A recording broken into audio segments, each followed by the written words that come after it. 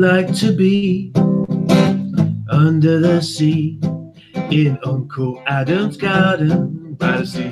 Yeah, it's the Andy and Remington Steel Show on a Tuesday night. It's the Andy and Remington Steel Show for your home delight. And we're talking about Age of Sigmar and everything else that is cool. We're talking about a Warhammer fantasy. It's easy to learn the rules. I said it's the Andy and Remington Steel Show on a Wednesday night.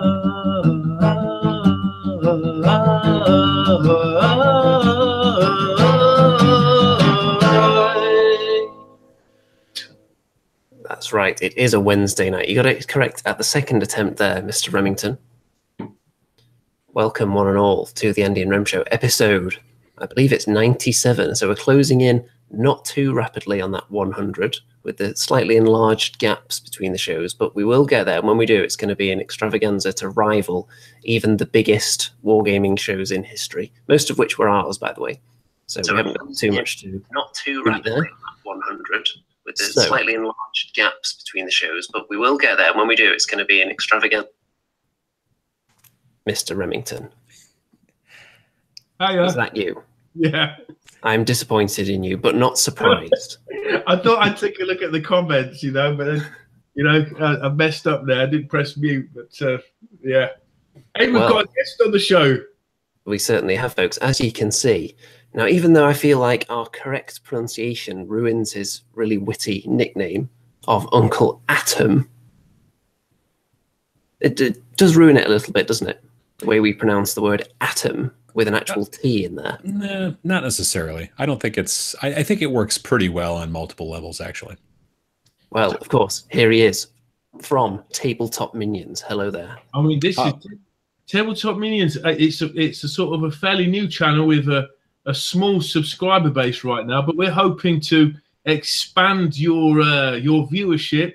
It's scrappy. You know, we're trying to see what we can do with it, but yeah, definitely. Listen, you're in the right place to get maximum exposure from the #1 AOS show in Leicester, at least. We do have a lot of exposure on this show, but much of it is unintentional. Sure, that was probably the plan.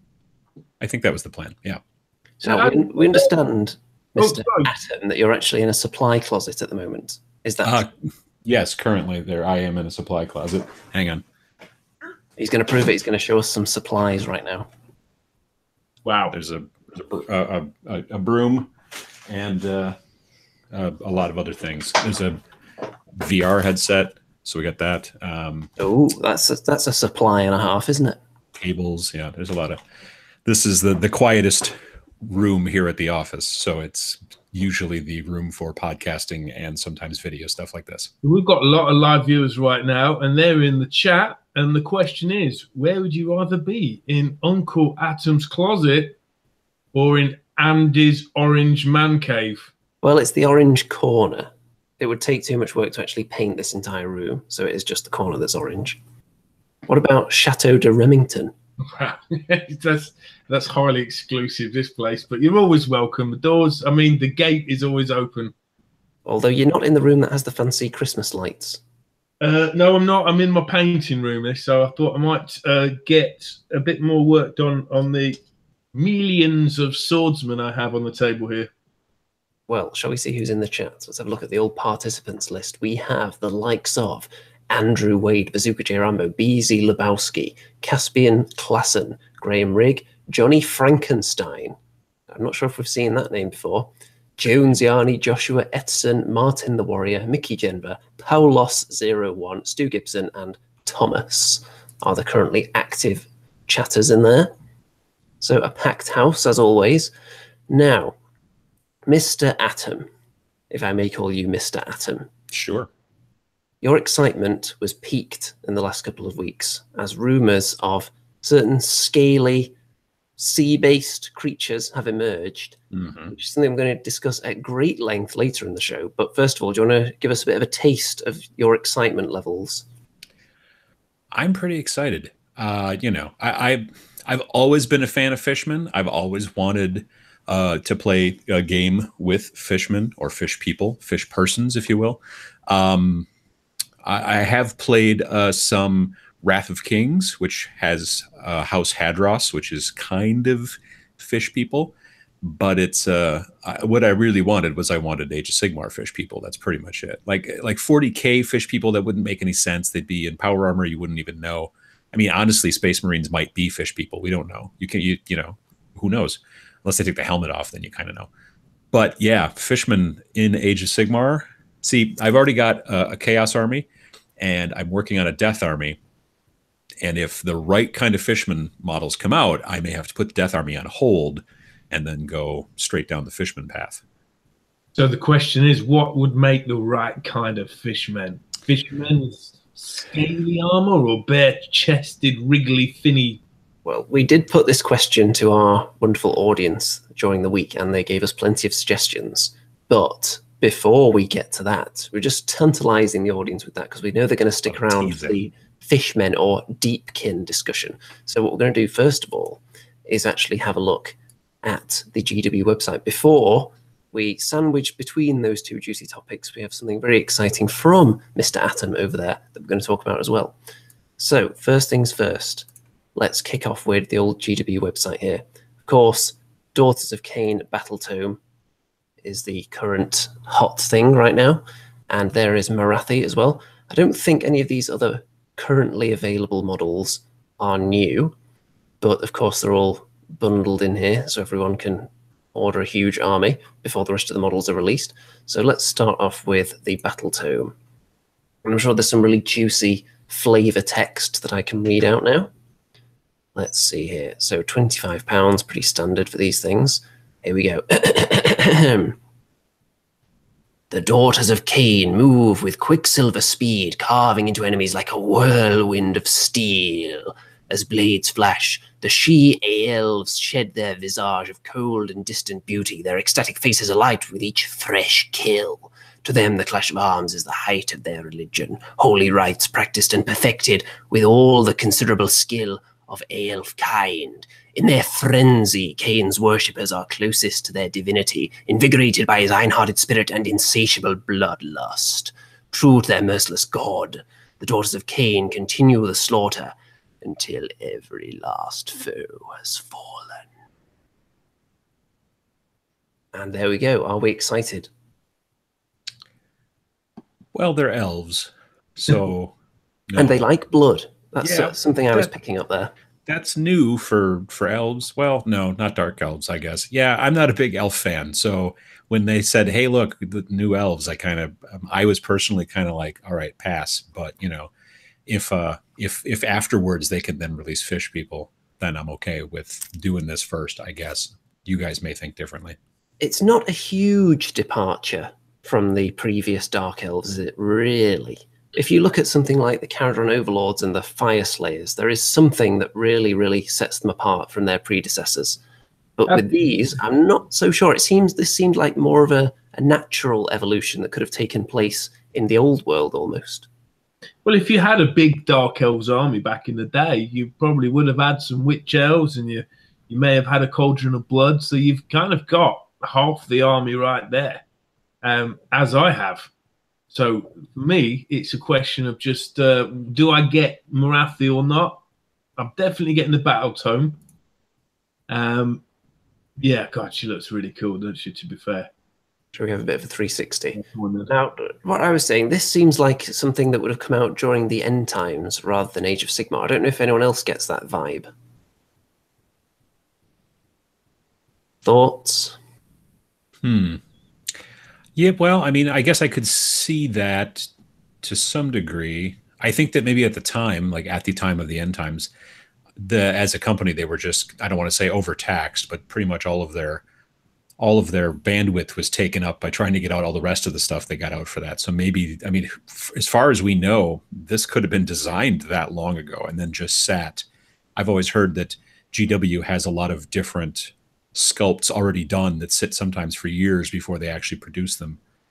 So these could be from around that time potentially, but Now, Mr. Remington, you're a bit of a dark elf expert, allegedly. So what do you think of these new models? Well, if you're going to compare this Morathi with the old Morathi, I think the obvious Nagash comparisons are going to come into play, because this one she looks right royal, doesn't she? She looks like a true queen of blood and death. Let's have a look at the super gigantic Morathi as well. Is there a 360 of that one? Yes, there is. Here we go. Look at that. That is a gigantic beast indeed. It would, you know what would be really cool, right? If on one of the videos they did like her actually transforming into her true form. Wouldn't that be cool? That sounds like it's slightly beyond the budget they tend to put into those things. I mean, do you think it would be just like a whiff of smoke and there's this godlike snake serpent woman? Or do you think it's like, her legs like contort and it's just like a werewolf kind of change? Is it like agony, or is it like just magic? I would, if I was making a movie out of it, I would try to go for the whole American Werewolf in London sort of, transmogrification or whatever. I think the puff of magic is, in a movie sense, you'd be like, well, that was, they just kind of did that so it was quick and simple. But with elves, who can tell? Yeah, but Adam, if I was going to say anyone who looked like a film producer, it would be you, my friend. You look like you've got the mantle of authority there, like a Rob Reiner or a Steven Spielberg, I appreciate that. I'm going to go with your thoughts on that. All right. How about this? How about this for the transformation scene? You have Morathi standing there talking to her minions, and she starts to look a little bit pale, perhaps more pale than usual, and then the camera cuts to her minions, who are all looking a bit petrified, and then you only see her shadow on them as the shadow transforms, and then you witness the expressions on their faces. So you save on the special effects budget, and you bring some emotion in there as well. That would it would be a money saving, and then you could spend the rest of that money on craft services and lunch and stuff like that. You could. That's right. You should. And also, finally, because obviously we can agree these are very tasty models. Finally, on this page, let's have a look at the dice. Now, at first glance, I think these look quite nice. But which one's the 6 and which one's the 1? Well, let's have a look.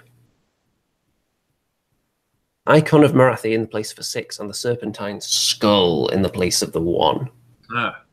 So yes, there is a difference between the two symbols. How do you feel about this change they've come up with for their dice? They have a symbol on the 6 and the 1 now. I think that makes it kind of confusing sometimes. I mean, they've already frequently put the symbol on the 1, whereas nearly everybody else puts it on the 6.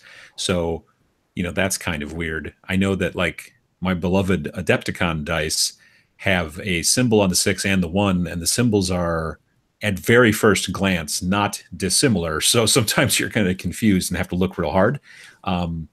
But yeah, I mean, I have not purchased, I don't think, any of the fancy GW dice. I look at them and I think about it, but I just don't pull the trigger. Even the cool Nurgle ones where they have like the little weird bubbles and stuff like that.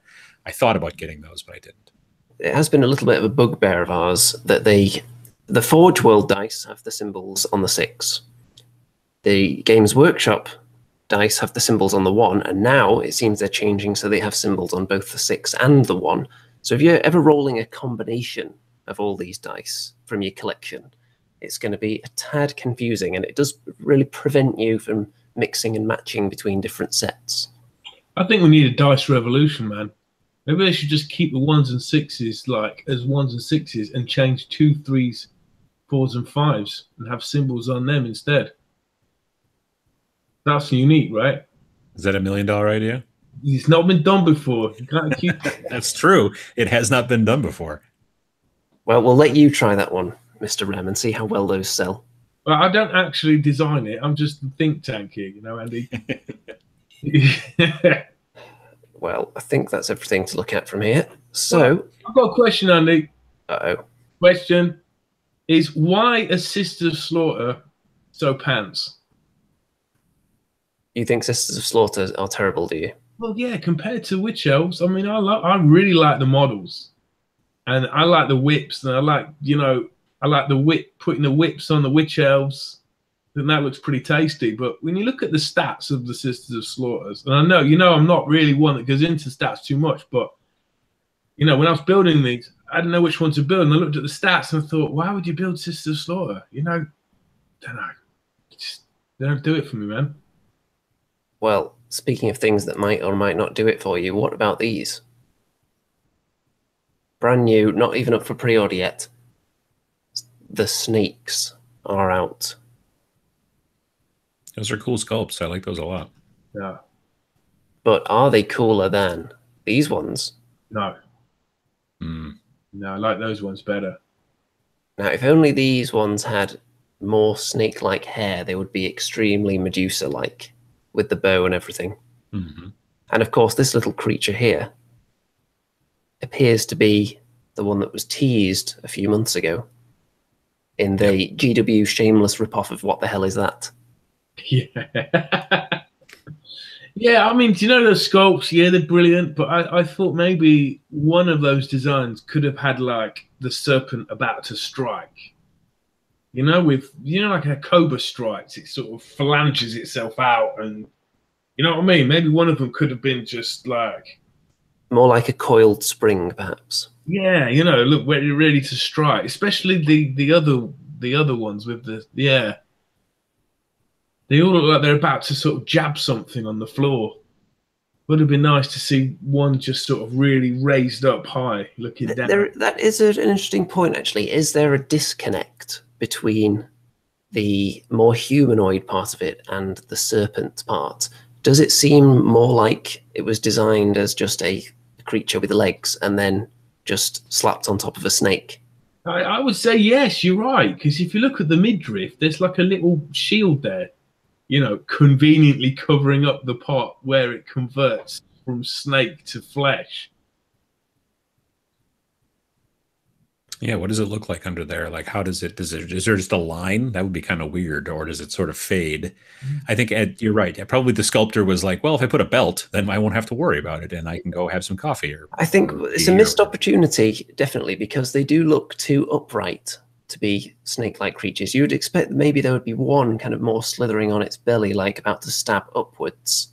And they have bases for that. They have the bases that are used on the long strike crossbows for the Stormcast and cavalry bases. Yeah, those oval ones. That kind of pose. I mean, there could be one of them just sort of spinning around, like whipping you with a tail, I don't know if it has a tail strike, but they look like they've got barbed tails. You could make a case that the tails are perhaps tucked out the way a little bit as well, couldn't you?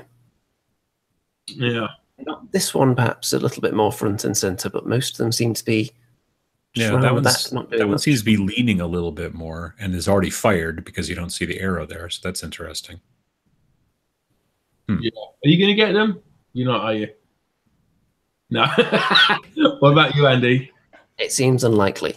Yeah. But if anyone here was going to get them, I think it would be the Dark A-Elf Master himself, Mr. Remington Steele. Yeah, I think I'm going to get some. Yeah. What are you going to build them as? Or are you going to get a unit of each? Back in the day, I would get a box and then I'd do half of them one kind, half of the other kind, just for hobbying.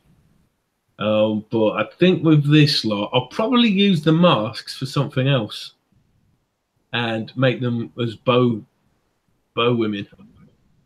I don't know how do you say their names? They're not Medusae, are they? Melusae. Is there copyright on Medusae? I don't think so, because I think it was the Greeks that came up with it. Yeah, but I guess it means if they use Medusae, then just other people can use it, can't they? As well as they have done, they can't claim it. We've got some comments in the old chat here. Bazooka J. Rambo is comparing these to, obviously, Medusa from Clash of the Titans. Such a cool film, right? I mean, the original. So cool. Yes. The less said about the remake, the better. But the classic, those Medusa effects still stand up today, if you ask me. Yeah, I mean, look, the newer one could have been so cool, but, the Medusa in that, sort of, she moved so fast, you could hardly see her properly. Whereas the old one's just so creepy and rattly and hiding behind the shadows and slithering out and rattling again. It's really creepy. It still stands up today, I think, for just the tension. It definitely is. If you're going to be one of, Jason or Perseus's companions, you're pretty much going to get killed in every film. You're basically a red shirt from Star Trek.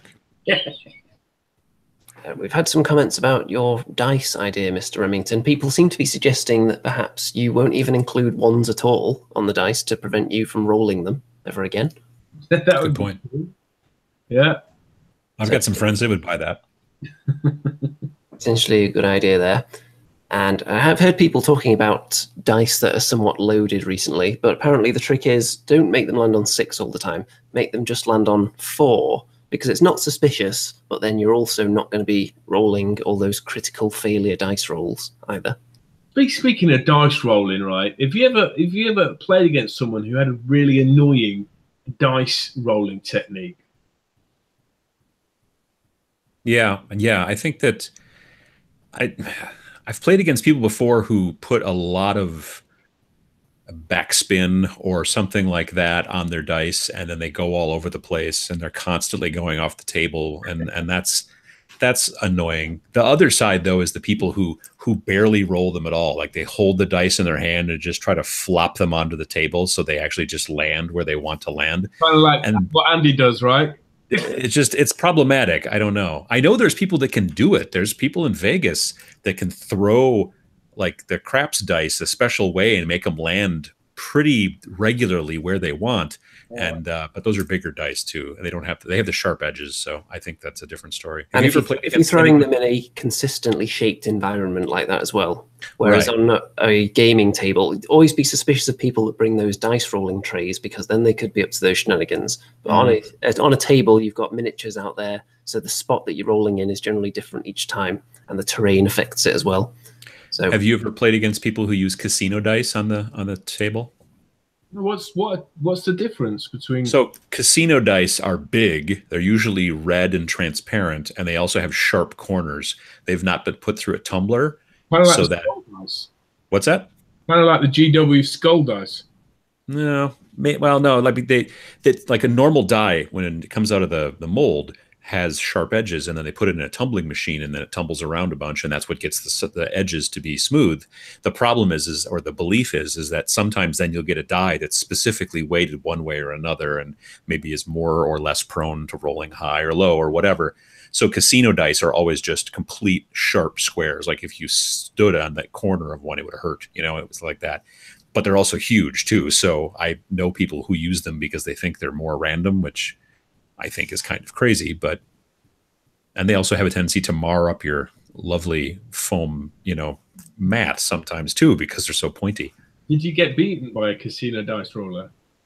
I've been beaten by all kinds of dice, so it's not necessarily any kind of, it's not like a particular grudge. I just don't want them to bounce off of the pieces of terrain that I've been painting, I can tell you a very disgusting dice story. When I was younger, what may be considered a child, I did know someone that when he was losing had a habit of putting the dice in his nose. And I'm sure on at least one occasion he fired out a leadership test from his nostril. How did that work out? Probably not well. I had a friend that Don't used to try play. that, kids. No, don't. I had a friend who, when he got bored during a role-playing session, would just start putting dice in his mouth and his nose. And it was before cell phones, so he couldn't just go check Facebook and stuff, you know what I mean, like that. But he was just, we had to keep things moving along, otherwise a bunch of his dice were going to start to disappear, and then we didn't want to really have to deal with that. Mr. Remington, any disgusting dice stories of your own to throw in before we move on? No, Adam kind of beat me to it, because I've noticed, Andy, whenever there's a critical dice roll, like a bravery test or like a ward save or something like that, you'll go like this. Bravery test, clump, like that, and it will just sort of... Hey, you should know that's not the case. Whenever it's a critical test on only a dice or two, I spend an age shaking it about in my hands. To add suspense, usually. Like you're congratulating the The troops or something, yes. Yes, I especially do that at Kings of War tournaments, actually, if I'm firing a catapult or something that hits on a 5+. So there's a lot of suspense around it. So I'll prolong the dice roll just to try and cause some stress in my opponents. Speaking of opponents, shall we have a look at this delightful new app that Mr. Atom here is going to tell us all about? Certainly. Bum, bum, bum. Look at that. Oh, yeah. So this is just our kind of simple teaser site right now that we're working on. That woman with the tattoo there, that's my wife's arm right there over on the left. Fun fact. Anyway, so yeah. So my day job, like Tabletop Minions is not my day job. It's my side job. But my day job is I'm a designer, visual designer, and mostly in web design and stuff like that. I've been doing that for 20 years, as it turns out, because I'm old. So I started a new job middle of 2016. I work for a small company and we make apps for clients and stuff like that, insurance companies and stuff like whatnot, client work.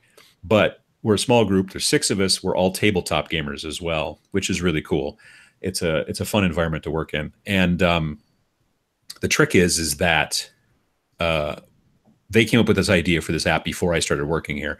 And I was partially hired due to, you know, my YouTube stuff and my gaming knowledge and all that kind of stuff. So this is the kind of culmination now of nearly 2 years of work between the, you know, marketing, like research and the stuff like that we had to figure out, and then the actual development of programming. And so this is game 4. We launched it a couple days before Christmas. So it's been just barely 2 months. The idea behind the app is this. We want people to be able to find more games, find more people to play with, find more store events to go to, things like that. It's very difficult right now. It's a mixture of Facebook and maybe some forums and maybe some store websites, and it's all over the board. So we designed this system that's got basically 3 main pillars right now. A 4th pillar is coming in a couple of weeks. The 3 main pillars are, there's game events. So the game events is a listing of people who post game events into the app. Can be stores, can be, you know, regular people. Let's say you want to give a demo of Age of Sigmar at your local shop and stuff like that. You can post an event. People can see it. They'll come to it. Shops can post their Magic the Gathering, their RPG nights. You know, this works with all 4 main genres of gaming, being board gaming, role-playing, collectible card games, and war games, the stuff that we're interested in. The second main pillar is what we're calling looking for players. Instead of it being an event, it's, you know, when you go to the game shop, they always have that like cork board in the back that's got little note cards on it saying, hey, we're looking for a cleric on Thursday nights, or I want to play this or whatever. And then, you know, you contact people and such like that. That's basically what looking for players is. You can post in there and say, I want to find someone, you know, to play Age of Sigmar with, for example, or I want to find someone to play, I don't know, Cheeks with, you know, I'm looking for Cheeks players in my area. See, indeed. And then you could do that, and then people can be looking through that. And because it's all mobile, it's all based off your location. So you're not looking at people on the other side of the country. You're looking at people generally who are near you. And then you can send them a message and say, hey, I also want to play Age of Sigmar, and I like the shop that you marked in there that you like to go to, and so let's meet there. You're meeting in a public place. You're not inviting strangers to your house, that kind of stuff.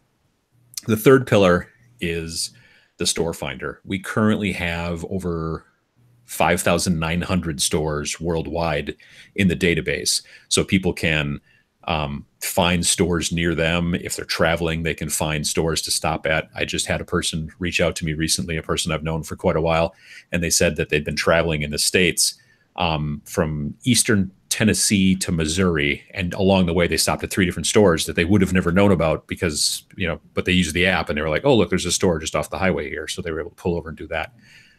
So the 4th pillar that's coming in about 2 to 3 weeks is we're going to be adding group and club support. And I know that especially in the UK, club support's a big deal for wargamers because there's a lot of wargaming clubs.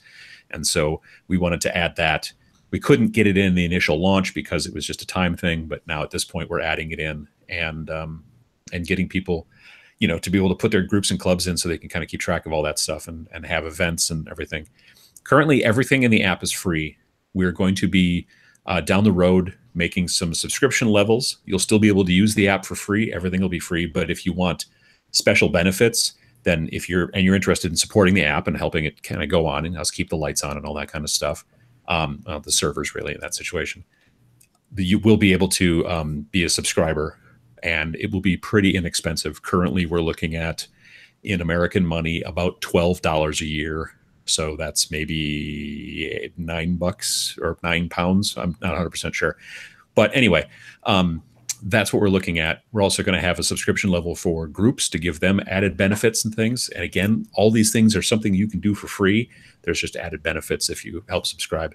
And then also the stores will have that aspect too. It'll give them access to, because stores can sign up for free so that they can, put in all their information and their store events and their hours and all that information. But if they want access to other benefits, then there's also a subscription fee for stores as well. So right now, like I said, it's barely over 2 months since we've launched it, and we're adding new people all the time. We're doing more marketing and all that kind of stuff. I'm been talking to a lot of different podcasts, and we've been doing a lot of other things. I'm going to be talking about it again on my show soon. Trying to figure out exactly when we're going to talk about that. We're also looking at starting a podcast pretty soon, which is going to be mainly just about getting people into the hobby, getting people into gaming, getting people into having events and stuff like that. So it's going to be more about, again, general overall tabletop gaming. But yeah, so if you're interested, download the app. Again, it's free, Android and iOS. If you go to the website, which is www.iamgame4.com, which was on the screen earlier, if you go there, you'll be able to find direct links to both the app stores. Otherwise, if you go into the app stores, just type in Game4. It's all one word, GAMEFOR. And then I would also probably add like the word tabletop as well. That helps to kind of filter it. So because there's so much stuff in both the app stores. If you've added in a word like tabletop, it'll help to generally bring it right towards the top. So that's my quick elevator pitch. Wow. There you go. I've been doing it a lot lately, so I've got it practiced, yes. Now, people may have noticed I was looking down at my phone then, because earlier on I did download this app just to check it out, just to make sure it wasn't terrible before we start talking about it. And according to this, there are 3 people within 20 minutes of me looking for games. Have I got the right app here? Because I've just, is that it? Does that look familiar? Yep, that's it. That's it. I mean, Adam, this is awesome. This is almost like one of my $1 million ideas. Sure. Maybe go into some kind of partnership here with Remington Industries. Right. That's a good idea. I'm just going to rate it 5-star as well. That's also good. I appreciate it. Now, Mr. Remington, have you actually got space for this app on your phone? What with all the dating apps you've got on there? It's actually very small. As it turns out, it's only about 3 meg. Yeah, it's fine. It's just fitted. And in fact, talking about dating apps, someone in the chat said, is this kind of like a Tinder for wargamers?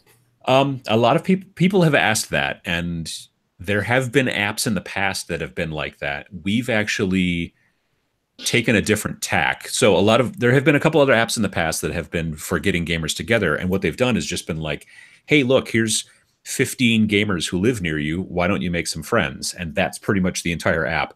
We wanted to really kind of lead with, here's the events that are happening at the stores near you. Here's the, that kind of stuff. Because like if you've ever gone to a game convention, there's a plan. There's like, this game is going to happen at this table at this time and that kind of stuff. If you just went to a game convention, it was just a big room and you all stood around until somebody decided to finally play a game, nothing would get done. Gamers can be, as we kind of know, a bit introverted. So if you want to go to an event because it's an event, then the other people that are at that event are also there for that same reason. And then you will have something in common and maybe, make some friends and whatever. If it was just in your face, hey, look, here's some people, you should talk to them, that's a bit of a harder sell. So it's not Tinder for gamers specifically. It's really more about getting people to find events at their local stores. We're going to be adding in support for non-store addresses soon. Right now, everything, basically all the events are store related because we want people to be in public. Frankly, we want people to be, it's more of a safety kind of, concern. We're concerned about people having people at their house or whatever, but we are adding that ability along with some other safety kind of things and stuff like that very soon. That's coming pretty much again, like I said, the next 2 to cool. 3 weeks. I like that idea in particular. And I've just signed up for it, got an account. Nice. And Remington Steel has now been taken. Nice. See, yeah, nobody else has got that. If you get in now, you can get in on the ground floor. Because like I said, we just launched just a little over 2 months ago. Does that mean you get special benefits then? We are thinking actually about eventually we're going to do badging. We're going to have like little kind of like you have like on your Xbox or your PlayStation where you have those little trophies or badges and stuff like that. And we do want to have some of those kinds of things for people who are early adopters and such. Have you got stats on which regions are picking this up early? We're seeing actually, anecdotally, we have a TV in one of the offices here that's just running Google analytics on it all the time, and we can see when people hit not just the website, but when people hit somewhat like when you sign up, there's a terms and conditions kind of like document that you say yes to. Well, that's actually a little web page. So when we see people hit that, people are signing up. So we've been seeing people in Poland a good amount. We've been seeing people in Scotland, specifically Glasgow. There seems to be a lot of people talking about it there.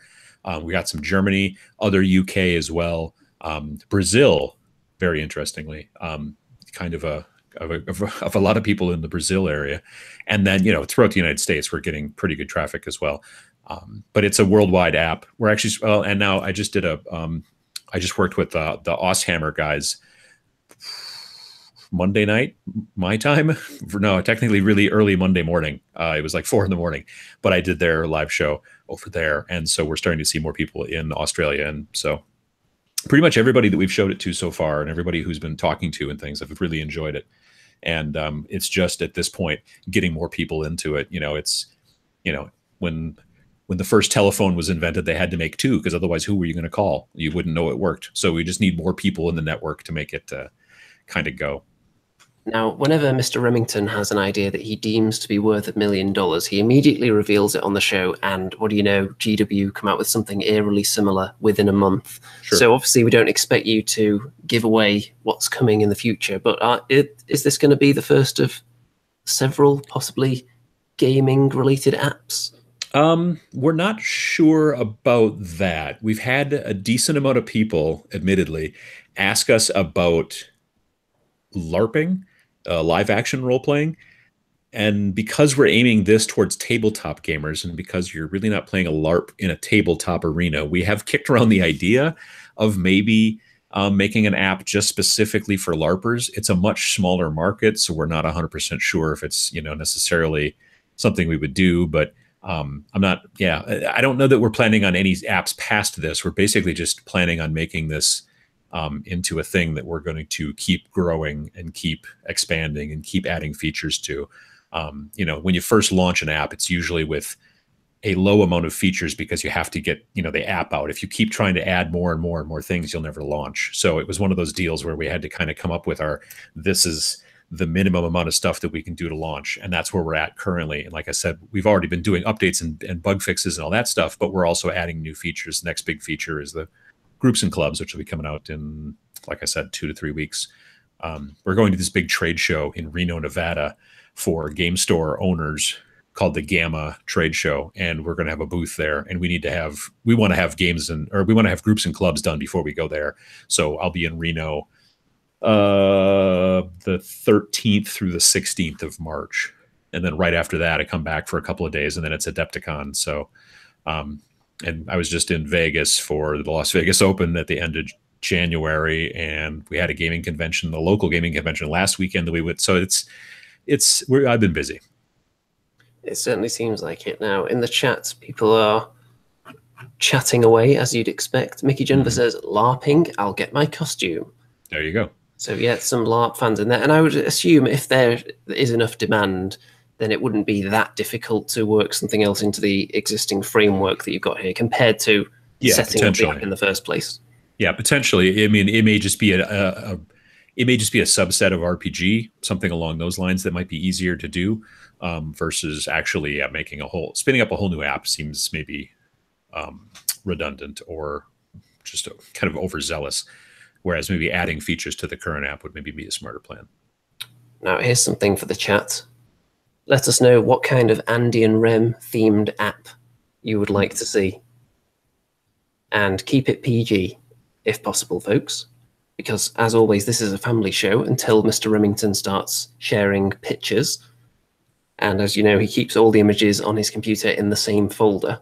So when he clicks slightly too far, that means I have to spend a bit of time after the show editing out any unsavory images that may have popped up there.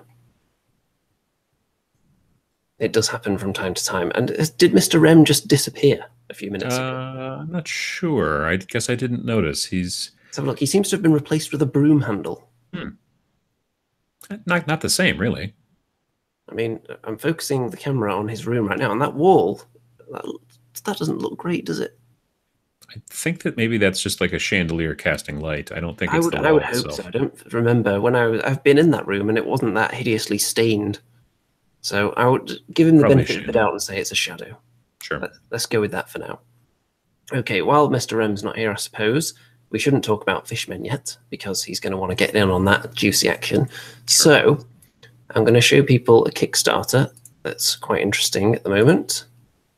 And the most interesting part of it, as far as I'm concerned, is the fact that I provided the voice on the Kickstarter video. If anyone wants to check it out, and that is Ancient Grudges Bone Fields, which is a new 28mm fantasy miniatures game, which is already funded. But of course, stretch goals ahoy tends to be the way with these Kickstarters. So it is a small skirmish game with undead creatures, such as undead goblins and undead dwarves. Now, I think this vampire goblin is possibly the coolest thing I've seen this year. Definitely. And working our way down here, just to show off some of the miniatures. Fanatical goblin. Nice original idea there. How do we know he's fanatical? Well, he's carrying a ball on the end of a rope, and that's what they do, isn't it? Yeah, that's a good point. So there's the dwarves. And I haven't seen too many dwarven skeletons over the years. You certainly don't see entire factions of them very often. True. So I think there's definitely a unique spin on this here. So it's basically just a game of skeleton on skeleton crime? Commanded by their respective necromancer or vampire or whoever. I do like necromancers and skeletons. I don't know why, but I've just always enjoyed that kind of storyline. And it is available as a boxed game, and also just the miniatures can be purchased separately for people that want to use them for other purposes, like I am doing, because if we keep going down here, we'll eventually get to the thing I'm most excited about, which is this mortar, which looks very skeletal, and people may know that I've been working on an undead halfling army for Kings of War, so I think this would be perfect as a war machine in that army. I'm sure an undead dwarf isn't going to be that much taller than an undead halfling, so I think it would fit in nicely there. No. And some of these may appear to be in metal, but I believe all of them are going to be in resin, unless otherwise stated. It's just the early models or the masters that are in metal, and then they will be made into resin later. That's as far as I know on it. If everyone wants to check out the page, then I'm sure they can find all that out for themselves. But there's the Goblin Vampire. I mean, look at that. That's just amazing. Another Goblin Vampire there. I do prefer this one, though. Very, very nice. It's fancier. He certainly is. Objective markers. And, I mean, look at this as well. Goblin Poker Team and Gobbers. Clearly skeletal versions of some kind of creatures that may have been familiar. Chariot. Nice old school style to these. Mm-hmm. And more stretch goals being worked on. That one's been unlocked. Dwarven Zombies. I think this one was just unlocked. Goblin Catapult is the next one up, I believe. Yep, there it is. Look at that. Nice. That's pretty damn cool. It's good that he's got the, you need to be aerodynamic when you're flung from a giant slingshot, I think. So it's good that he's got the helmet. You certainly do. And also that's a nice point for you to thrust into your enemies when you're landing as well, isn't it? Sure. And let's see, anything else that's particularly interesting that I haven't seen? Oh, look. Goblin Werewolf. Now, that's something I can safely say I've never seen before in my life. A goblin werewolf. No, I can't say I've seen one of those either. So when you hear undead models on Kickstarter, you think, oh, well, that's been done. But not in this case. There is a lot of original content here. And that's the end of the page. So I would implore everyone to go and check out the Bone Fields, Ancient Grudges, if only to listen to the amazing vocal talents in the video. And that will inspire you, if I haven't done already. It's by Macrocosm. Yes, it is. Yeah, okay. They have a healthy range of miniatures already, including the balls, which are possibly my favourites. Mm-hmm. And I've got plenty of those. So let's stop looking at that for a moment. And Mr. Remington still hasn't returned. Well, hopefully everything's okay. I'm sure it is. I'm sure it was a surprise visitor at his door, possibly someone offering him a multi-million-dollar music contract. And if it's anything less than that, then we'll be disappointed when he returns, won't we? Yeah. Let's see what people have been saying in the chat while we await his return, because we really do not want to get onto the Fishmen discussion without him. That would be cruel, but we are going to have to do it if he's not back soon. Let's see what people have been coming up with for apps. Andean Rem-themed apps. There better be some on here now that I've built it up. Okay, let's see here. You know what? I might not actually see any suggestions on here. Oh, there we go.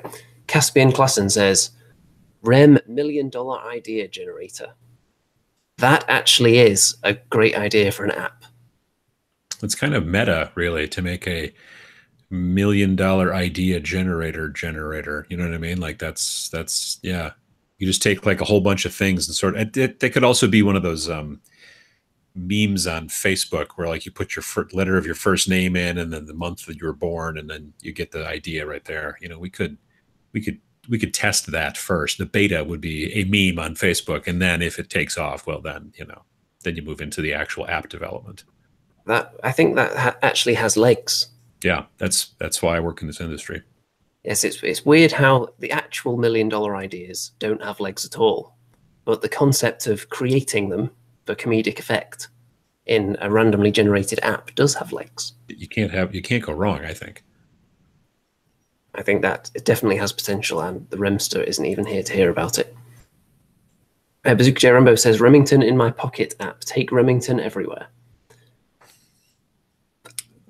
I think if we just got, Rem could just record several songs, several different versions of the theme, and maybe just some other things like that. I mean, honestly, they could just be ringtones, really. Who doesn't want a Remington ringtone? There you go. Let's see. People talking about cheese in the chat. I'm not sure how that's relevant to anything we've been discussing. I live in Wisconsin. Well, actually, yeah, there is a lot of cheese there. Oh, and here he is. He's back. Oh, yeah. Sorry, I had a phone call. Was it offering you a multi-million-dollar music contract? It was just the people from the Black Library just getting in touch about knocking about a few ideas here and there about Witch Coven. Ongoing thing. So yes. Business. It was a business call. You may have heard of that, but if you haven't, we can go into it up to a point. No. We've had a suggestion for an Andy and Rem themed app, and that would be Remington in my pocket. And so you'd have like an app, and I'm not exactly sure. We have to kind of spitball and figure out exactly what's going to occur. But yeah, it vibrates then. If I have to vibrate, yeah, certainly. Although we do actually like the idea of the Remington's $1 million idea generator. Right. Wow, that's cool, man. Just like one of those random band name generators. Right. I was actually thinking we could just make it into a Facebook meme and just have it like pick your first letter from your first name and then like the month you were born and then put them together and then boom. And that's the beta version, frankly. Adam, you're the missing piece of this jigsaw here. You see, ideas come, right, but I don't have the mechanics to do it. And you're that guy. I've got lawyers. That's my thing. I've got Mickey Jenver, she's there typing away. I've got Andy kind of it's a bit of a distraction, really. But I need him as a sounding board. So he's in the business, sort of, but not on. What do you mean, sort of? He's in the business. He's sort of, you know, he's somewhere. Yeah, he's been involved in 2 different games that I can think of right now, with the bone fields and the cheeks right there. Yeah, providing the voiceover for a Kickstarter video is a healthy contribution. Yeah, look, listen, I'm always putting you down, Andy, but you must realise I have ultimate respect for you. Well, how could you not, when I am a legend of the tabletop industry, thanks to cheats? I know, and he's multi-award-winning presenter as well. You know, and yourself, by the way, because didn't you win a YouTubers award? Oh, me? Yeah, I did this year. Yeah, last year and this year as well. Yes, I just received this one just recently. You've got 3, you know.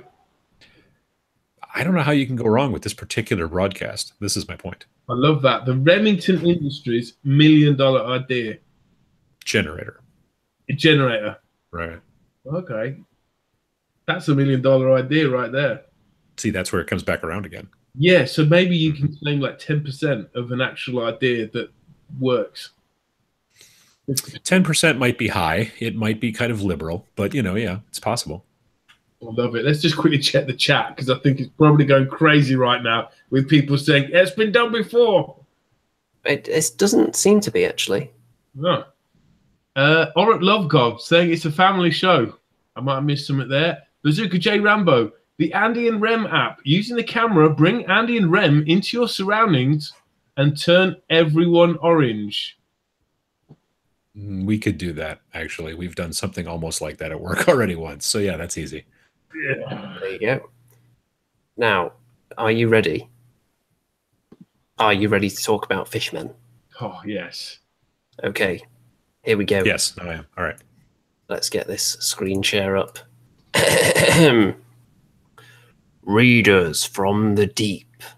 In Gairan, bands of Edeneth Deepkin emerge from the mists to ambush and capture a war pilgrimage of the Kraith that is aiding Alariel in the war of life. Realizing there are easier targets, the mysterious sea beings attempt to strike a truce, but as ever, the Kraith are unrelenting. The Kraith pursue their attackers, plunging headlong into the mists with their teeth bared. So where did this come from? I don't know, but it has been posted around on Facebook in all the Age of Sigmar groups, so I'm going to assume that it's genuine and from one of the publications. Possibly from an upcoming, like, White Dwarf, maybe? Could be, but let's go on the assumption that this is 100% genuine. Otherwise, it wouldn't be a very fun discussion. Sure. The Deepkin. Surely this means Fishmen. It can't mean anything else, can it? Is this just a big tease? Gosh, I hope not. Yeah, Deepkin, that sounds... I mean, you know, there are other game systems that have used, like, the Deep Ones and things like that. Deepkin seems to be kind of unique, and I know that GW is a big fan of that, which makes sense. So I would love to see some really cool Fishmen. If I haven't made that clear earlier. So yeah, if this is all, you know, kosher, then that would be super cool. Apparently it's from the upcoming Daughters Battle Tome. Interesting. I mean, there was an alternative Warhammer army, you know. I'm just going to get it up now. So you know how they had like, Kislev and Amazonia. Well, there was one for like, I don't know what they called it. I'm just trying to look it up now. The Warhammer Armies Project blogspot. I'm going to need some time to look through this because I'm really slow at stuff. While you're looking that up, I'll show everybody what our audience came up with earlier, because I posted in the Andy and Rem Show Facebook group asking people to give us images of what they think the Fishmen will look like. And then we can rate these and decide how likely it is that the Fishmen or the Deepkin miniatures will resemble these. So, how about this one? Essentially a fish with arms and legs. Yeah, I mean that seems kind of phoning it in, really. If that's what they did, if they just took like like a perch and just glued some arms and legs into it and then made a cast from that, I don't know that I would buy that. Well, at least not more than once. That's what somebody could do if they wanted to get the jump on GW once they hear that they're doing their Deepkin and want to bring out their own fish people range. Okay, how about this one? It looks like a human head with, I don't know what. Looks like he's got a human head on top of like an octopus body, maybe. Yeah, I'm not sure what that's from. But do we think there's any chance it'll look anything like this? I would say no. No, let's hope not. I don't think it'll be octopus themed. How about this one? Oh yeah, I like that one. Shark pirates. It's not bad. I'm not going to lie. That's not bad. Now, I'm not convinced they'll look like this because we've just had what essentially boils down to a pirate faction already. How does that guy like scratch his nose? I don't think he does. He has hooks for both hands, and he's missing a leg. Why does he have a leg? Where's his other leg? There's so many questions. There's a lot of questions, indeed. Do sharks get itchy noses? I guess that's true. Do sharks have noses? I mean, that guy seems to have nostrils. He certainly does. There's an interesting one. Any shark experts in the chat there? This guy is probably not what a shark expert would consider a shark. So, I mean, he's shark-like. I don't know if there's any no-hands, one-legged shark pirate experts in the audience, but you never know. There are experts on everything now. It's true. And I'd also like to know if it is true, the commonly held belief that if you punch a shark in the nose when it attacks you, is that enough to deter it? Maybe it's because it's got an itchy nose, and now you punch it, and then the itchiness goes away, and then it goes along with the rest of its day. It leaves you alone. That's why it's going after people. It's not trying to eat them. It's just asking them to scratch its nose. Got an itchy nose. That's a good point. I really like that. I can't find this army. I think it's like been taken down. I mean, there's Pirates of Sartosa. So maybe they have some fishy characters in there. But I swear to God, there was like the front cover had like a merman with a big trident and a sort of a beard kind of vibe, and a crown. What do you think of these fish people? Oh, God. No, don't want that. No. Just instant no. What do you think about the outfits? I mean, they're dapper, don't get me wrong, but everything going from the neck up is problematic. How about this? I would say this is a bit too similar to the snake people that we've just been given. Yeah, same here. It's a lot more snake-ish or dragonish. Yeah, so we can say no to that one immediately, I think. How about this one? I've had lunch, so I'm less inclined. Maybe the tastiest image we've seen so far, but possibly not the best for translating into a line of 28mm heroic scale miniatures. I guess I'd like to know what the stats are. Well, you do have to see the stats before you can make a judgment on any range, but I think it's not getting off to the best start. Although the fish here does resemble some kind of alien rifle, I would say, the shape of it. Potentially. And how about this one? Yeah, no, I thought that's the way they'd go. You think they'll be heavily tentacled? Like pirates? Yeah, I don't know, maybe. But there was that Chaos Champion with all the tentacles, wasn't there? What's his name? Oh, shoot. Yeah, I know who you're talking about. I've painted him. Gut Rot Spume. Gut Rot Spume, yeah.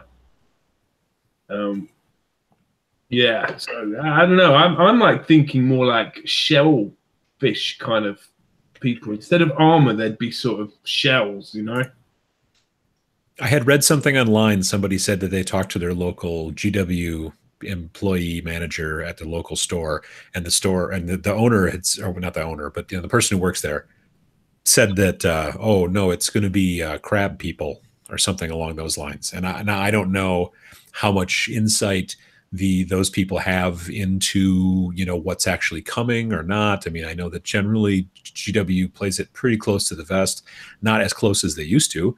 And I'm sure that we'll hear about it on the community site, like when they've decided it's time to hear about it, but it'll still be a good time in front of when it'll hopefully come out. I mean, I don't know. Maybe they'll just all of a sudden put it up for pre-order and it'll be the first we've seen it, but I get the feeling we'll probably see it on, the community site before that. So it's hard to say. I'm looking forward to it. I want to know.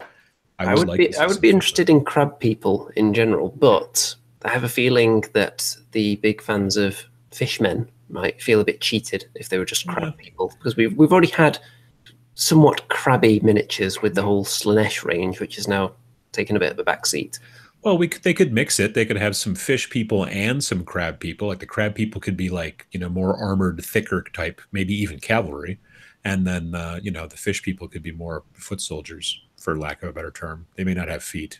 I mean, are they going to go like ugly, shelly, or are they going to go like, you know, graceful mermaid type? You know, and if we're talking about they're going to be like an elven faction, an elfin faction, and I'm thinking it'd probably be more like spiky and graceful. That's possible. Sleek, don't you?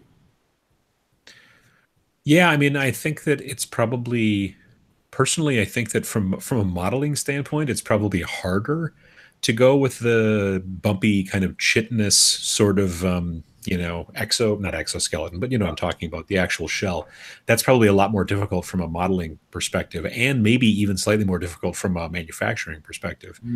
And if they want them to match well with other armies like Daughters of Khaine and stuff like that, then you may not want to have the juxtaposition about going between like these spiky, you know, rock crab looking creatures and then the other. But I don't know. On the other hand, you might. Like, I like juxtaposition in armies. My chaos army for Age of Sigmar is like Nurgle and also Beastmen and also Skaven, just because I like all those models and I can keep them all in the same army and it's fun.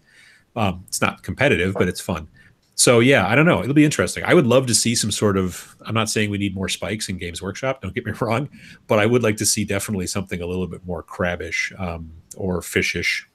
I'm not sure that's a word. But we haven't had an army yet in Age of Sigmar that's just completely out there, nothing like anything that they've ever made before. That's true. I was hoping that's where they'd go with this, rather than, you know, because if you look at the Fire Slayer, they essentially are troll slayers with helmets and some like tattoos, but they're golden ingots instead of tattoos.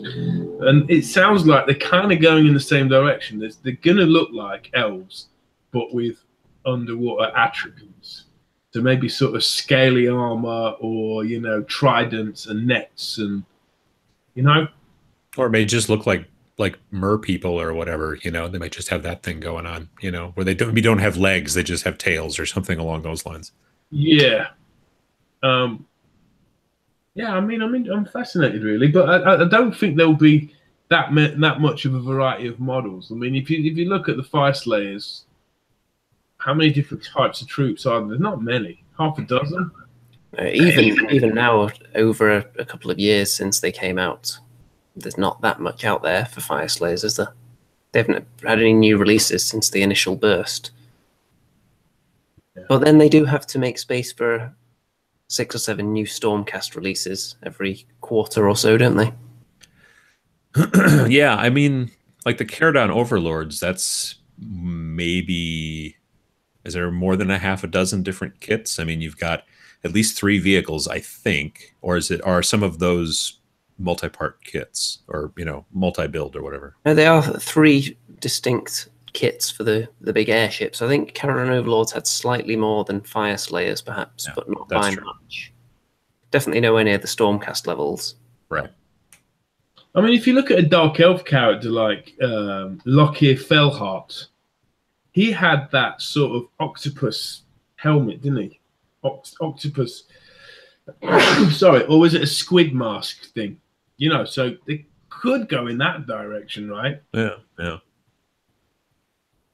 If the whole A-Elf elves as a race have split into two, half of them going towards the snake side, the other half going towards the fish side. Who knows? Yeah, that could also be the case too. That's a good point. Because they could just be different, kind of different sides of the same coin to some degree. There could be end up both being kind of basically the elves, but one's one the Khaine ones are the daughters of Khaine are a lot more snakish, and then these other guys. What was the name of them again? The Deepkin. The Deepkin could be definitely just basically water elves. I'm hoping they're not, frankly, just water elves, but we'll see what happens, I guess. Is there any talk of when they're supposed to make more announcements or release or anything? I don't think we've seen anything particularly concrete yet, only wild speculation from the community. But I think it's safe to say when they are released, the one thing you can count on is that a certain percentage of people will be immediately disgusted and disappointed and voice their outrage, which will lead everyone to think that the entire community hates them because of that small percentage that are extremely vocal. And some people then will still purchase them, and it'll slowly build and build, and they'll actually sell well, but the perception will be that people hate them and they've ruined everything with this new race. Sure, that's possible. Well, Caspian Cleason on the Facebook page asked this question. He says, now we're getting fishmen. We've got new elves. So what are we going to complain about now? If they give you everything you want, there's always something. Do you need to be complaining about something to be truly happy? Is that what he's suggesting? To be a true Warhammer fan, if you just get everything you want, then eventually, well, you can always fall back on that old chestnut about complaining about the price. I suppose you know there's that. That was a huge thing, wasn't it? About five or 6 years ago, there was like. I think it's still a big. It's still a big sticking point with a lot of people. I see it a lot in comments and stuff like on my videos. The prices have definitely got a lot better since they brought out all these big kind of start collecting boxes and different kind of forces in a box where there's a saving attached, which for a while was just a completely alien concept for GW. There was no saving attached to anything. The one-click bundle that saved you a click was the biggest saving you were ever going to make. Right. Now, I mean, some of those, like the Lizardmen, I think the Lizardmen box, it costs $85 and it's got the Carnosaur in it. Excuse me, Seraphon. The Seraphon box has got the Carnosaur in it, which I think is nearly an $85 model by itself, and then you've got all the other stuff that also comes in that start collecting box. So, yeah, that's a pretty good deal. Well, for now, I think all we can really do is wildly speculate until we get some more information on the Deepkin. I'm wondering if they'll release more information at Adepticon, because last year. So they have this press event, evidently. Well, last year I think was the first, but they had this press event on Wednesday, like the day before the convention actually starts, and they're doing it again this year. Last year, the press event was the announcement of Shadespire. Like that was the big, like, hey, look, Shadespire. And so that was really kind of cool. And that didn't come out until October or November, actually, when it actually launched. So I wonder if maybe if there is an entirely new army for Age of Sigmar, if that would be the type of thing that they would announce at a convention like that. They may also mention it at that Gamma trade show that I'm going to in Reno, because last year at Gamma they announced what the heck is it? Shadow War Armageddon. That's where that first was talked about, was at Gamma. So I don't know. It could be they could talk about the new faction at either one of those shows, I suppose. So hopefully we won't have much longer to wait. I've seen a couple of mentions in the chat of dog people being a race that someone would like to see. They're kind of already a fantasy mainstay, though, aren't they? You've got things like gnolls. Werewolves. Sometimes kobolds are pretty much like little yappy dog people, aren't they? Depending on the particular portrayal. Right, I think we should have a look at some miniatures that the community have painted. I think that's all that's left to do this week. So, here we go. Let's assess, shall we? Here we have, this is from Caspian, and this is clearly one of the malign portents creations. The kind of fungus goblin wizard. Very, very nice indeed. Shaman, I think, right? Yeah, it's kind of like Yes. made it kind of cartoony like. I like it. Nice little spider on the base there. Nice. Interesting snow look. This is also from Caspian, but this is, of course, some ogres. Nice piratey looking ogres. I like the bases too. Yeah. Yeah. Love those miniatures, man. Little parrot there, just noticed on his shoulder. Man-eaters. Here we go. More from Caspian as well. See, there's your crab people. Is this what you were thinking, Mr. Remington? Yeah, like This kind of thing. new faction, you know. Have you painted those fishmen I sent you yet? Oh, I've got them in my hand. No one just flashed the camera to me. As predicted on this show, we talked about Fishmen months, if not years ago, right? So, yeah, Andy, in fact, sent me this pack of miniature Fishmen by a company called Shed Games and a game called Voyage to Mirovia. They're quite small. They're metal, still in box. So yeah, I might get around to painting these. They kind of look like Doctor Who miniatures, you know? Well, if you get the jump on GW's release and put up some videos of those on your channel with Fishmen or Deepkin in the title, then think of the views you're going to get and all the dislikes when people realize it's not about the official GW release. I think in the views, I mean, Adam, your videos, they do attract like tens, 20s, hundreds of thousands of viewers. I mean, not that we have that, you know, we get a decent amount of viewership on this show, obviously being one of the originals. But have you got any advice out there for people who might want more views on their channel? I mean, there's all kinds of, you know, technical, you know, tagging and ideas behind search engine optimization to some degree. There's a lot of things that, you know, you want to make sure your description is like this and your tags are like that. And there's just tons of resources and articles about that. Mainly, I think the trick is to actually, like, you know, to put out content consistently. That's a big deal. And also just be actually like really kind of interested in your subject, really like when people kind of really understand that you actually care about it and you're really kind of interested in everything like that. I think that helps. And yeah, get a good mic. I think a good microphone helps a lot. When the audio is bad, people don't, especially because in wargaming, our people are frequently not actually looking at the screen. They're sitting there and they're painting, you know, and they're doing this and everything. So they're just listening to it. And if the audio stinks, they're going to go find something else to listen to. Interesting, because on the like regular shows, like well, this one, at least it used to be, and Warhammer Weekly, they seem to just plateau at a certain, you know, 1,000, 2,000 regular views, and it just kind of stays there. Whereas I think it takes time to grow. I mean, it's not a quick process. You know, I actually just passed my 5-year anniversary like yesterday. So it's been 5 years since I've been making videos, and patience is also a big deal, but it takes all those things together, really. Once you start getting a bit of an audience, it's also figuring out what it is they're coming for and giving them more of it. And, right. And whether that is actually what you want to provide to people, because I have seen people that kind of chase the views a lot, but it's in a way that wasn't sustainable for them because it wasn't something they enjoyed, or they just physically didn't have time to keep up with their own output levels. The bar they set for themselves was too high, and they end up burning out. And you see a lot of channels falling by the wayside when they get to a certain number of subscribers, because it's not going up fast enough for them to make a living out of it. And they've set the expectations so high that people kind of get disappointed with them when there's a big delay in their videos. Their motivation starts to drop, and then they're gone.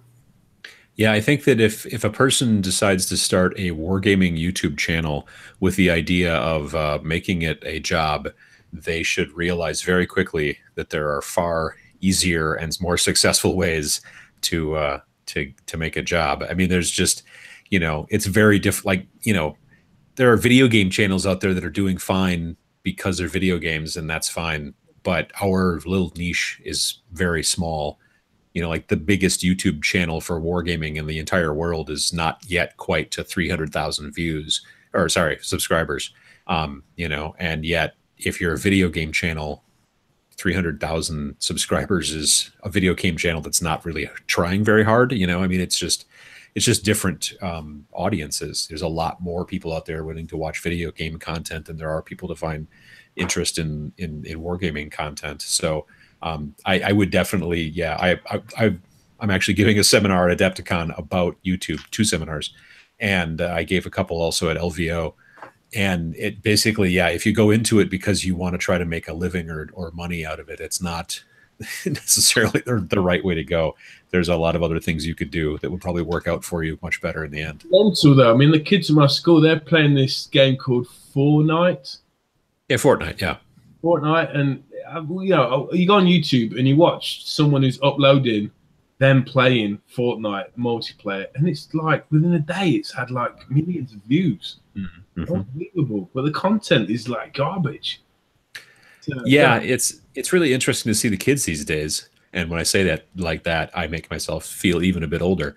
But like they all want to be YouTubers, and they all want to do that kind of thing. And I understand that, you know, but I think that the trick is that most people don't realize the amount of work it can take. I mean, they don't like, and that's the trick. So they see this person gets to play video games or whatever and do whatever they want and make these videos, and then they become rich, and that's what they do for a job. But there's so much more to it than that on that end.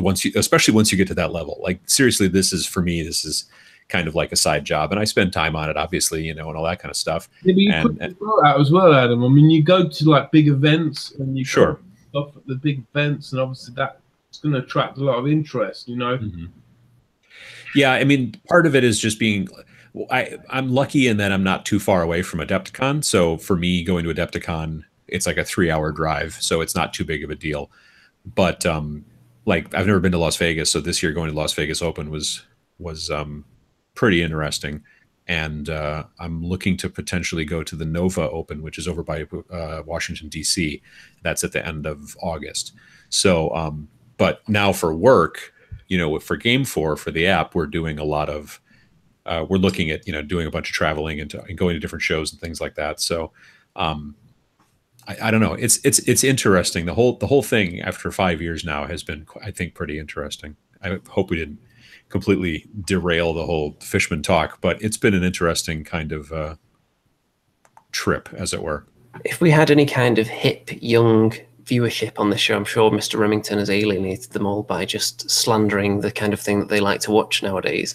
Because the rules have changed when it comes to what is quality content. If we're judging something on whether it's well made, those might not be the rules that determine what kind of audience that video is going to get. Appeal isn't necessarily the same as quality.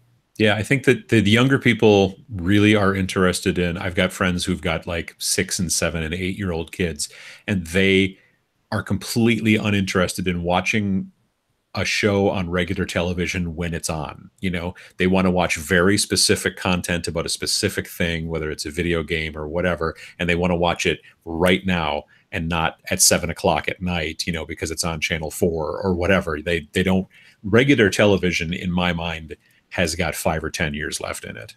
I really don't think that we're going to be seeing. I think that the Netflix model, the YouTube model, all that kind of stuff is really going to kind of go crazy. So cinemas, they could go bust because something like Netflix could. I mean, why would you pay 30, 40, 50 pounds to take your family to the cinema when you could pay, £5 to watch the very latest release from the comfort of your own home? You get the privilege of buying overpriced popcorn, and then when the film's over, you're just sitting there waiting for the credits to finish, so you can have the big shock setting up the sequel, and the staff are like staring at you, tapping their feet. The cinemas are going to take 50% of the film's takings. So the actual film, it's in film comes' interest to get it to people's homes. Yeah. At some point. But you're talking of films, right? You may be wondering why I'm wearing this very iconic headband. I know exactly why. Do you want to explain it, Adam? I'm thinking that you're a big fan of the soon-to-start YouTube original show about Cobra Kai, where they're going to be having Ralph Macchio and the blonde guy whose name I can't remember, and they've got a new show on YouTube about something. I don't know what the sequel to that is, but evidently they're going to attempt it. You got it. I mean, the old bad sensei, Kreese, from No Mercy Cobra Kai, he's basically passed on, and his young disciple, who Ralph Macchio defeats in the first episode, he's down and out on his luck, and he restarts the Cobra Kai. Meanwhile, Daniel LaRusso, a.k.a. Ralph Macchio, was it the other way around, he decides to carry on the Miyagi name when he sees Cobra Kai starting. And so a brand new series is going to be awesome. It looks brilliant. I can't wait. And it could be a big coup for YouTube Red, which is a subscription-based channel, right? So, yeah, what about Karate Kid models, right? No. Charging people for watching this show, really, shouldn't we? Yeah, I can't wait for that, man. Now, Mr. Remington, you realise you did change the subject just before we got to your miniatures God, that we were about to look at. So, let's jump back over there. A couple of others from other people first. Wow. These from Brand, and look at these. That's phenomenal. Very Expert banner work there. Wow. Very nice indeed. I thought this would be right up your alley, Mr. Steele. It's not easy to get hold of cheap great sworders, you know. You got to get them at full price, really, or just below. You can't get special deals on these guys. I mean, I've got a ton of swordsmen here that I got cheap, but I want some great swords next. They, I mean, these are so well painted, aren't they? I love the color scheme as well. Like yellow, gray, yellow and silver, yellow, black, and silver. And of course, if people want to see these pictures slightly more up close and personal and alternative angles and such, they should be joining the Andy and Rem Show Facebook group, where people post these marvelous pictures. Now, this is from Andrew, and look at this. That's phenomenal. I mean, how did he paint that so quickly, man? Sketch painting, he calls it, doesn't he? Sketch painting. Do you want to explain that? Lots of dry brushing going on. I'm sure it's very similar to some of the patented Remington techniques. But I actually watched the video where he was putting this thing together, and I think there's some LEDs or something inside the light, inside this tower here, shining light out through a piece of purple plastic. Wow. Love it. I love them rocks as well. I really like the tile roofs because on the front of the box, the roof on both of those pieces is it looks like it's made out of copper, which doesn't really make sense for the tile. It totally makes sense for the little observatory at the top. That I'm going to definitely, because I bought one of these too, but when I put it together, I'm going to definitely do that observatory thing to look like a copper with the verdigris and all that stuff. But I like how these tile roofs look like, what is that? The terracotta almost type tile. I think it makes it work out really nicely. And it also gives it a nice juxtaposition between the green colors and the red colors. I think it works out nice. It's very nice. And there are some lovely images of this on the Facebook group. And this is a different Andrew now.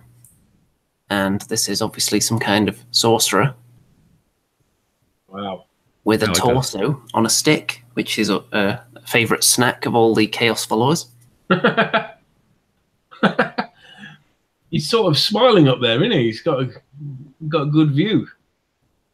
I would assume if he is smiling, I would imagine they probably did something to his face after death. I don't think getting into this situation is anything to smile about.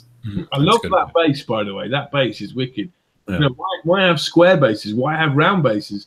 Why not have just weird shaped bases, depending on the model? You know, the more jagged the base is, the less likely that someone is going to come over and try and pick up your miniature and move it. So there you go. If you build booby traps into all your miniature bases, no one's going to touch them again. And there was a bit of discussion in the chat down there about LEDs and do they get hot? No, they don't really. So they are usually safe to put inside miniatures like this, as a general rule. And now, someone named Remington sent me a big pile of images, as usual. Yeah. Now, for once, I'm staying true to my word, and my New Year's resolution was I was going to finish off all my armies. Finished off my Dark Elves. I've now finished my Beastmen. I've got no Beastmen figures left to paint.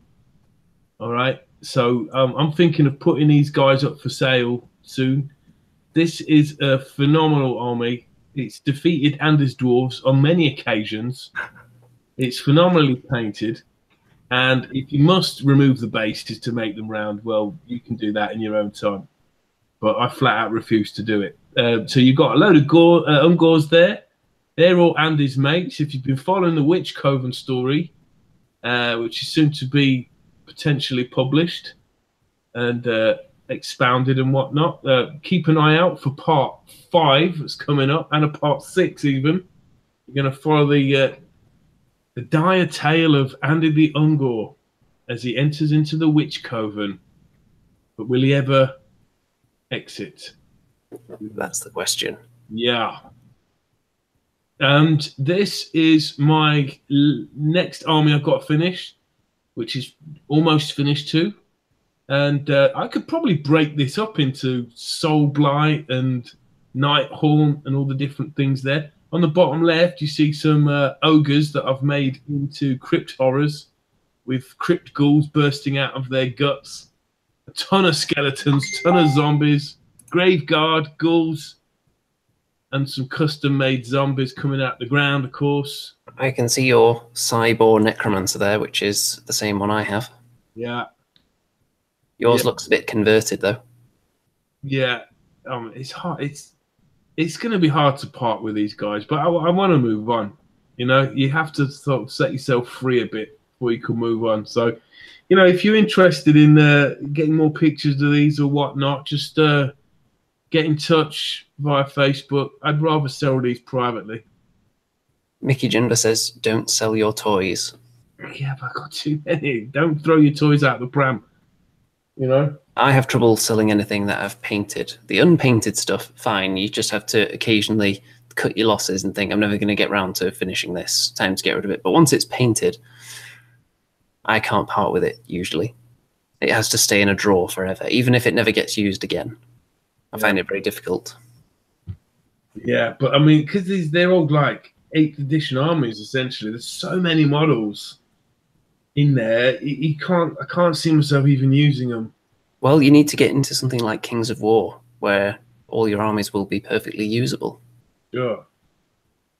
Well, I had a game of that with you, didn't I? You did. Well, only one, though. I think I beat you, didn't I? That seems unlikely. It seems highly embarrassing for you because I was still learning the rules. But yeah, that was pretty cool. I won't be selling my halfling army, though. That is one thing. But who would ever sell a halfling army? That would be insanity. Yeah. What about you, Adam? Have you got any? You got a lot of painted models. Did you keep them all?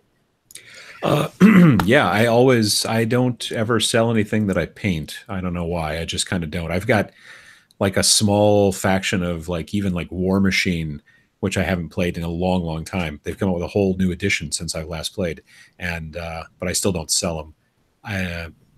Yeah, I don't know why. I sell plenty of I buy things from time to time, and then change my mind or change an army or something like that, and then I'll sell stuff that's either maybe I'll sell stuff that's built, but if it's painted, I'm holding on to it. I can always throw it in a case or something like that and just have it around.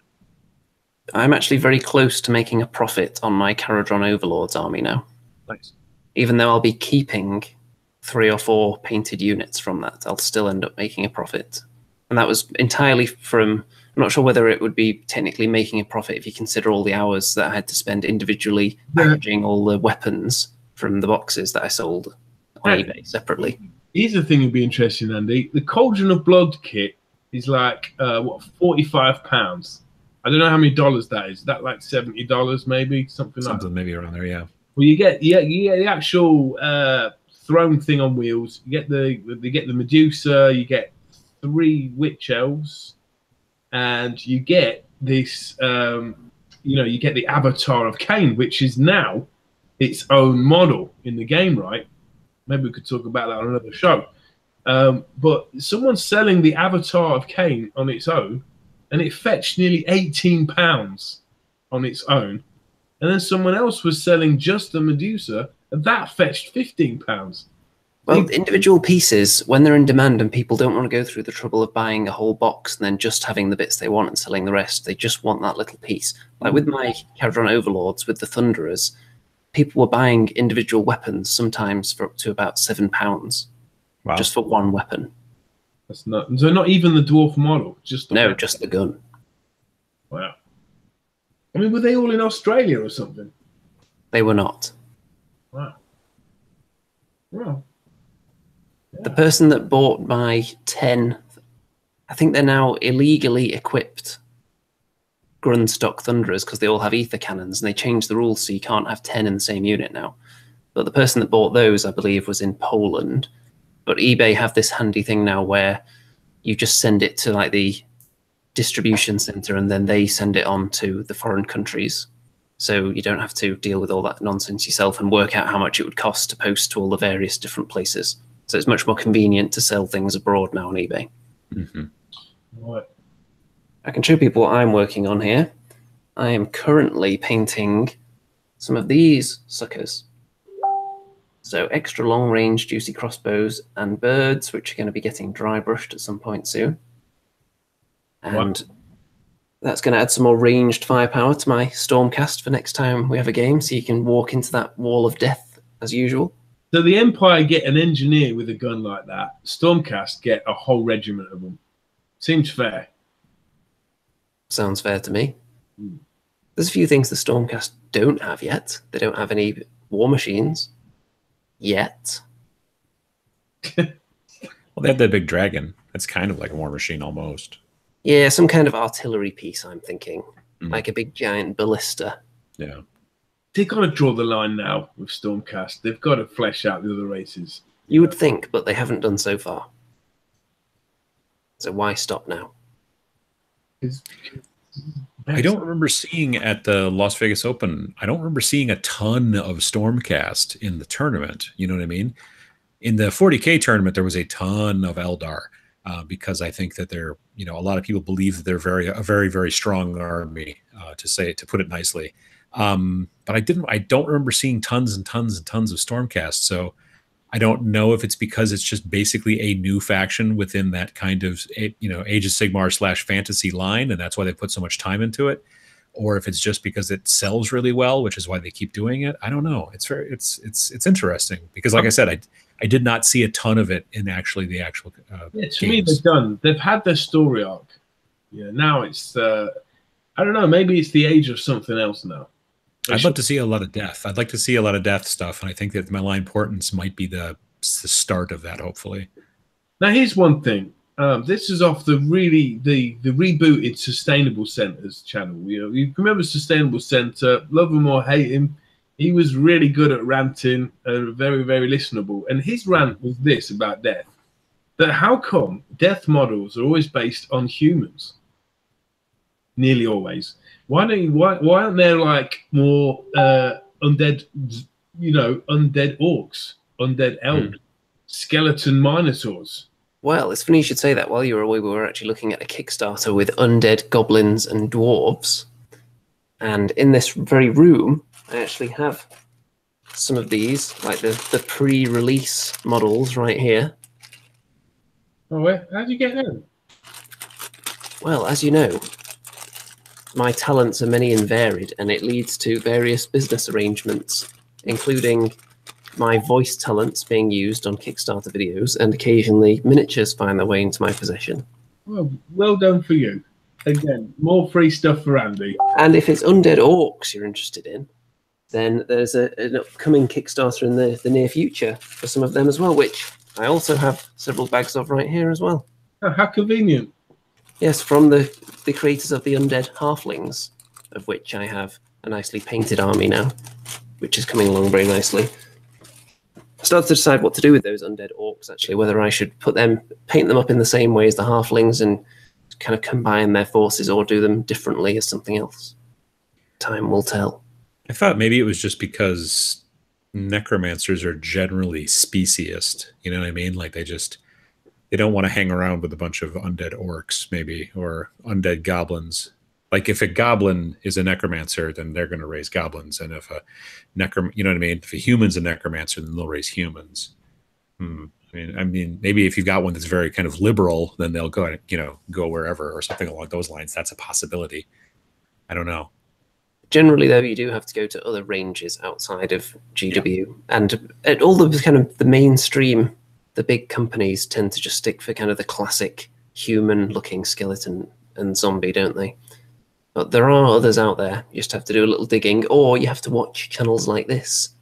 Now, here's my other little gripe before we go. You know how people get like net lists, all right? So at the moment with, say, Free Guild Army, it's kind of cool if you've got loads of swordsmen, all right? You get extra bonuses and whatnot. But I'm pretty sure that anything that's really good right now is going to get nerfed in the next general handbook. And anything that's really awful is probably going to get a bump up. Now, whether this is for nefarious reasons, like GW wanting to sell more stuff and less of the stuff that's that it's a good model, but it's rubbish in the game. Or them realizing, what have we done? It's so overpowered that you can take 10 ether cannons in the same unit. Let's rewrite that war scroll now. Oh, some people have built their unit with entirely just those guns. Well, too bad. Yes, I mean, I don't know about you two, but I always go for just whatever looks cool. That's what I try and go for. I don't care if it's awful in the game, because I know it's going to turn around at some point. Are you the same? My problem is that I'm not a strategist, and I'm not good at that. So if I sit down and look at the book and the stats, I have very little idea, actually, of what is going to be good and what's going to be bad. So I just generally decide I like the look of what I like, and so then I work off of that. Because I'm not playing competitively or anything like that, I'm not super concerned with trying to build the best list. I just want to build the best list that I like the looks of, or whatever. I like to build the army the way I want to do it. So yeah, I'm not I have people sometimes on the channel who say, well, is it better to use these guys or those guys? And I can gladly tell you that I have no idea, because I just don't seem to be able to see the strategy behind the games. I'm much more into the hobby, I guess. And I say that only because it's not because I'm saying the hobby is better than the strategy. I'm just better at the hobby than I am at the strategy. So that's why I kind of go down that direction. Play to your strengths. That's my opinion. When I start armies, I generally begin with the models that I think look really cool. And then from there, once I've played a few games, or maybe come up against someone using the same army as me with vastly different units, and they completely slaughter me, then I'll think, hey, maybe I could do with a unit of those in my army as well. And then I'll go out and slowly craft the army to become more competitive over time, generally, rather than from the outset. Because it has to look cool, first of all. Because for me to get the motivation to paint something, it has to look interesting. If it's pretty bland, it's just going to be sat on the painting table for years. There are some Space Marines, for example, that I think are really boring. At the back of my painting table, have been in the corner for about 4 years at the same level of painting. And I can't get the motivation to do the relatively easy steps to finish them, just because they don't excite me particularly. And things are constantly jumping ahead of them in the queue. Mm-hmm. Yeah, Demon Lizard from Outer Space says it's the rule of cool. Yeah, that's what I've heard it called before too. I'm a fan of it, but again, like I said, I'm not out. If you're trying to play tournaments and win, well, then you have to look at the hobby. You have to look at the overall thing from the game from a very different aspect, and I just don't seem to have that ability. So that's why I like to build things that I like the look of. Like, Beastmen, frankly, are not great. They're better now in Age of Sigmar, from what I understand, than they were in Fantasy. But I just love their faces. Like, they're just really great sculpts. They've got very emotive kind of, personality-filled faces. They all look, kind of unhappy, but in a funny way, sort of. And I don't know, that the whole thing about the Beastmen are just some of my favorite models, I think, in the Fantasy line. I think that's kind of what made me turn Andy into Andy the Ungor right there. They all look like they're thinking, why was I born with hooves? Yeah, I can see that. They're probably uncomfortable, I have to assume. Must be a nightmare finding shoes that fit. Very, very difficult. So here's a quick idea for you, Adam, before we go. So you've got this wonderful app. How do you feel about, for new subscribers to the app, they get a free copy. Can't believe I'm giving another thing for free away, but a free copy of the picture book for Witch Coven, written by Remington Steele. Well, we'll have to take a look and see what we can do there as far as, there's the distribution, and we'll have to get, all the lawyers involved and all that stuff. And I'll take that as a yes. All right. Well, we'll see what we can do. We'll see what we can do. There you go. We've gone international there with Witch Coven. You can see that as a preliminary yes. That's how a handshake agreement that no one witnessed, so it won't hold up in court of law. I think it's time for a song. I think it is. I think it's time for Mr. Remington to sing us out. So, before he does so, we would like to thank, of course, Mr. Atom for joining us on this fine evening, or fine afternoon, as it probably is over there right now. Sure. From his supply closet with brooms in it. Yes, and shipping tape, all kinds of things, actually. And, of course, thanks to the 50-plus audience members that have been here throughout the show, which is nice. This is back to the kind of numbers that we used to get back when we were doing shows every week before, of course, Mr. Remington decided he didn't want to do a weekly show anymore. As I said in the chat, I roll a dice each week, and if I get a 1, then I'll come on the show. It's the rule of 1. The rule of 1, indeed. Don't forget, folks, to check out all the links in the description. Don't forget to check out, of course, the Game 4 app that we were talking about earlier. And time to turn things over to the musical maestro himself. All right, here we go. This is a song about, well, listen to the words.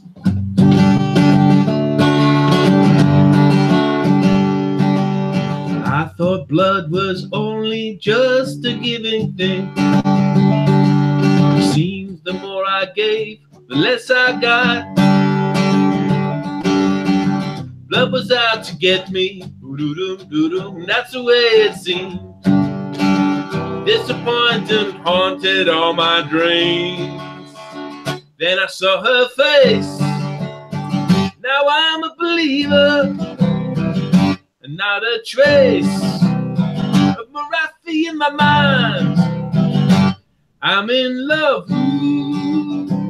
I'm a believer. I couldn't leave her if I tried. Hey!